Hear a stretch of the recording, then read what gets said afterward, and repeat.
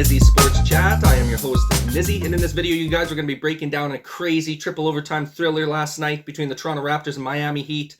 The Raptors were able to hang on by a final score of 124 to 120 in the final frame of that triple overtime game. I mean, absolutely outstanding game, you guys. It went back and forth, punch for punch.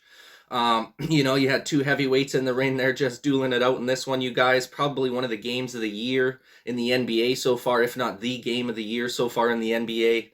Like I said, it was just two teams going head to head. Nobody wanted to lose this game. The fight was real right till the end, you guys. Outstanding performance from the Miami Heat as well as the Toronto Raptors in this one. You got to tip your cap to both teams here. These are the type of games you live for as a basketball fan or a sports fan in general. Two teams that just never gave up the entire time. Even the refs tried screwing over the Raptors at the end of the game there. We were still able to hang on and push through for the victory. Big props to the Raptors squad here.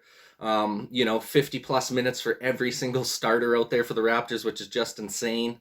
I'm going to have to find some bench players for this Raptors team, man, that can produce a little bit off the bench for us, because we continue to keep playing these guys that amount of minutes. Obviously, with the triple overtime, you're going to be up there in the minutes because you got no choice.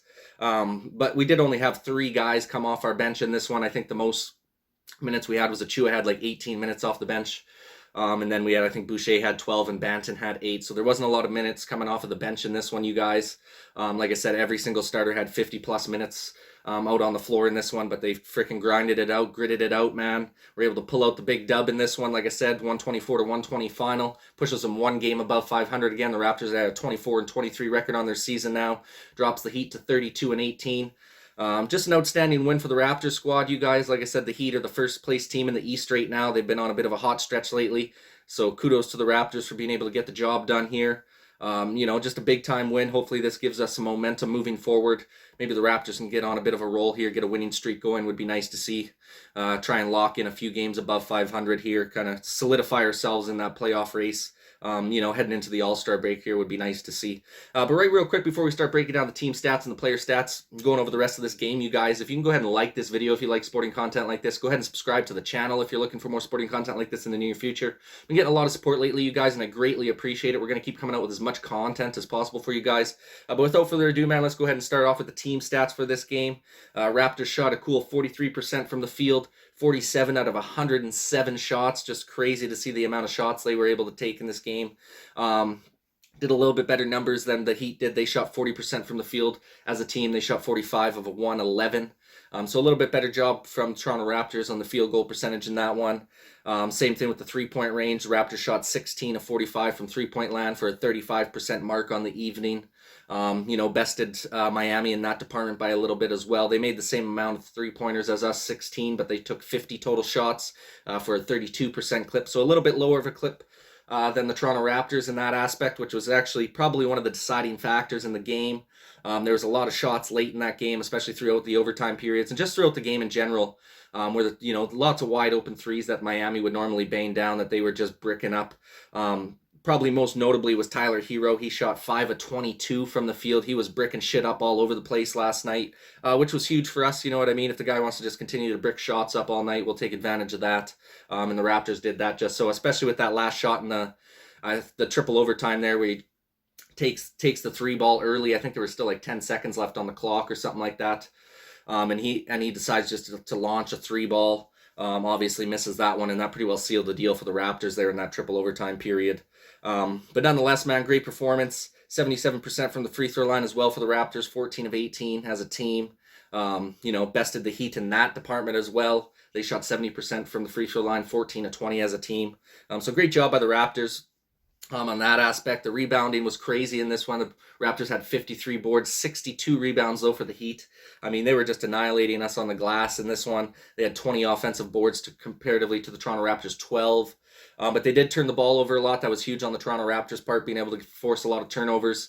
Toronto Raptors turned it over a lot as well. They turned it over 16 times in this game, but they were able to turn the Heat over 23 times. So it was a great job of the Toronto Raptors squad winning the turnover battle. That was one of the big reasons, I believe, as well. We were able to pull out the victory in this one, you guys. And then obviously that starting 5 of the Toronto Raptors just played out of their fucking minds in this game. Like I said, I think the lowest minute totals out of the starting 5 was Freddie with 54 or 55 minutes. And then you had guys like Siakam, OG, Gary Trent, Barnes. They all had like 55, 56 minutes in this game. Just crazy amount of minutes. You got to give these guys, you got to tip the cap to these boys just for gritting it out, grinding it out, pushing through the fatigue and being able to come out with the victory. That would have just been an absolute heartbreaker to lose a triple overtime loss on the road when we haven't beat Miami this year yet either. So this was a huge win against, like I said, the top team in the East right now. They've been on a bit of a roll lately, and it just goes to show that the Raptors are much better than their record shows right now. Obviously, we're one game above 500. I think that puts us into that 8th spot again. But, like I said, if the Raptors can get on a bit of a little streak heading into the All-Star break here, you guys, maybe get 4 or 5 games above 500 would be nice to see. Just give us a little breathing room coming out of the All-Star break. We'll have to see what happens, see which guys are getting sent to the All-Star. I'm hoping, like I said, Fred VanVleet and Scotty Barnes should be going for us. Maybe even Pascal Siakam, the way he's been playing lately. Those guys could end up being all reserve players. We'll have to see what happens. But nonetheless, you guys, great performance from these guys. The refs really tried winning it for Miami here. If you remember some of those calls late in the game and in the overtime periods, probably the most notable one was when PJ Tucker literally just pushed OG Anunoby over. Like, you could see the full shove of his hand, pushes the guy onto the ground, and then they call a travel on OG. Made no sense. We end up challenging the play, and they hold the call as a travel. It literally made zero sense in this one. This is where I really feel like there's something going on here, you guys, where these refs are paid off by the NBA to try and help Toronto lose. I really don't get it, but this is something that happens all the time to Toronto. Same thing with the Pascal Siakam foul. He clearly gets fouled driving to the rack there. And kind of brushes the guy off. And they stick with the offensive foul on Pascal, which just makes no sense. Like, these are just absolutely atrocious, game-changing calls in key, pivotal minutes out on the court in late-time situations, and these refs are trying to decide the game and give Miami the benefit of the doubt. It's just absolutely asinine. I do not understand the reffing anymore. I mean, you pretty much got to, as a Raptors fan, you guys, you got to go into these games expecting to get no calls. I mean, you just got to go in there, Kate, we're just going to have to fight through every sort of contact that's available to us. And, we might get, 10 or 12 free throw shots throughout this game, but they're going to miss a shit ton of calls. It happens all the time. The reffing is absolutely atrocious right now across the entirety of the league, really across all leagues right now. I mean, the reffing has just gone into shambles. All the refs are so fucking soft nowadays, throwing up texts for a guy yelling and one, throwing up texts for a guy questioning a call. I mean, these guys are the softest fucking babies in the league right now. They got to harden up a little bit, man. You're not there to decide games. You're not there to be the focal point of the game. No one wants to sit and watch a fucking game where the refs decide the outcome. I'm getting sick of it across all sports, you guys. It's happening in the NFL, the NBA, the NHL right now. It's just atrocious reffing going on. They got to get that shit sorted out, in my opinion. But that's enough of the ref rant here, you guys. We'll get back to the Toronto Raptors game here. We'll go back to some player stats as well, you guys. We'll start off with the Miami Heat in this one. Obviously, Jimmy Butler had an outstanding game. He tried to do everything to help the Heat win this one. Unfortunately for him, it fell short, which I'm happy to see. He ended up finishing the game with 37 points, 14 rebounds, 10 assists, 3 steals, and 2 blocks. Like I said, just an outstanding performance from him trying to will his team to a victory. Unfortunately, it falls short for him. Adebayo had a nice double-double performance, 14 points, 16 rebounds, 1 assist, 3 steals, and 2 blocks. Huge performance from the Raptors being able to hold down Duncan Robinson.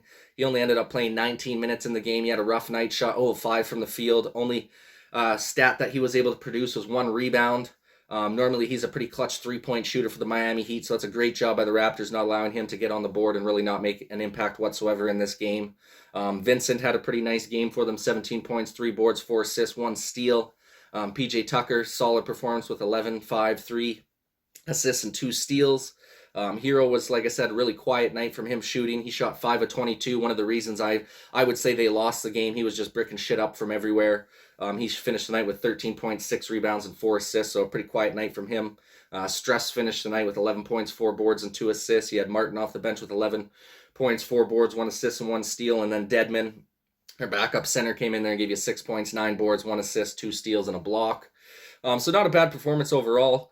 For the Miami Heat, like I said, they were coming off a back-to-back as well. They just gritted it out, kept pace with us for as long as they could, got a little bit of help from the refs, and it still wasn't enough to take down this Raptors squad, thank God.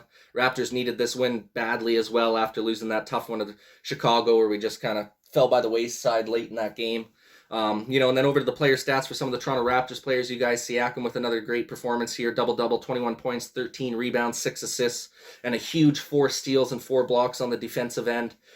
Shot 7 of 18 from the field. Just an outstanding performance from this guy defensively. I mean, there's one possession in that game. I want to say it was in the overtime or late in the fourth quarter, where he basically blocked Jimmy Butler twice. Blocked Jimmy. Jimmy grabs the rebound after he gets blocked, goes up again, and Pascal blocks him again. I mean, just outstanding play from Pascal Siakam at that center spot.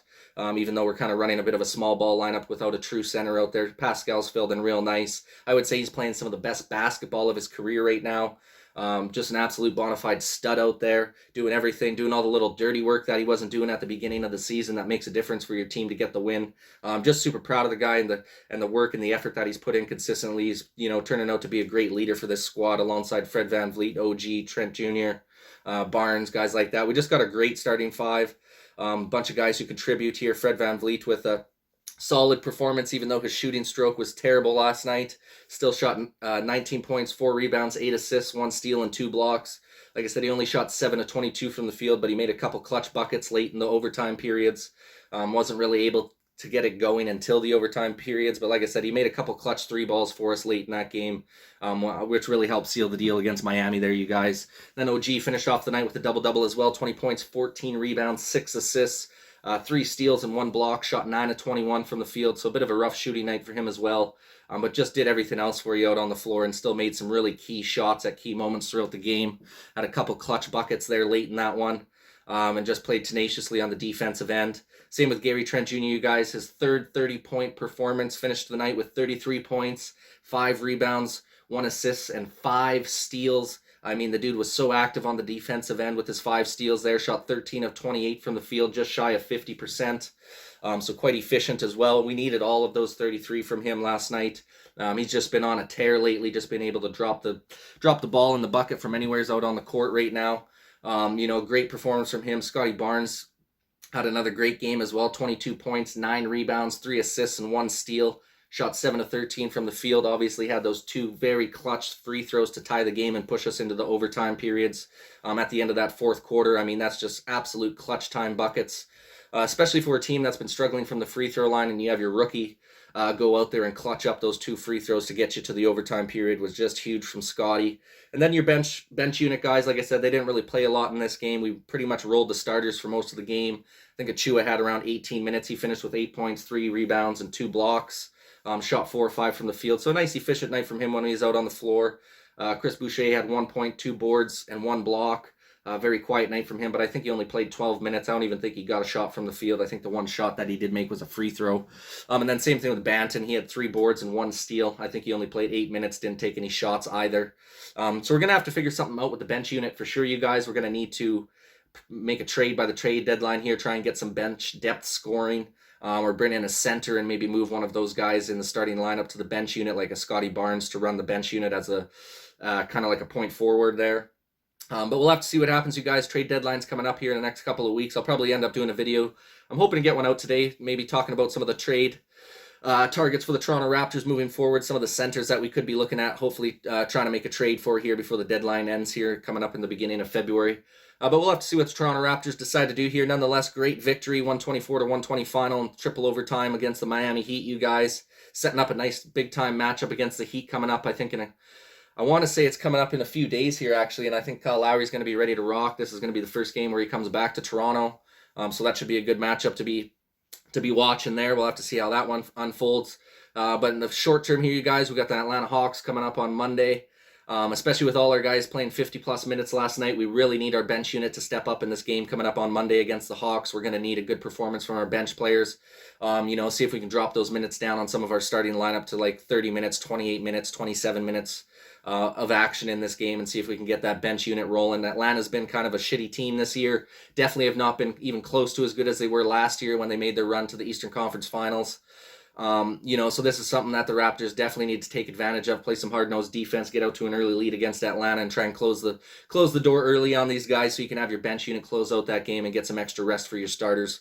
But nonetheless, you guys, great win last night. Would love your guys' opinion in the comment section down below. How do you think the Raptors fared in last night's game? What was your most notable memory from that triple overtime victory? And what do you think our chances are on going on a nice little win streak here coming up over the next few games? So, like I said, I would love your guys' opinion in the comment section down below. But that pretty well wraps it up for this video, you guys. Please go ahead and like this video if you like sporting content like this. Go ahead and subscribe to the channel if you're looking for more sporting content like this in the near future. Thank you guys so much for watching this video, man. And this is Nizzy with Nizzy Sports Channel.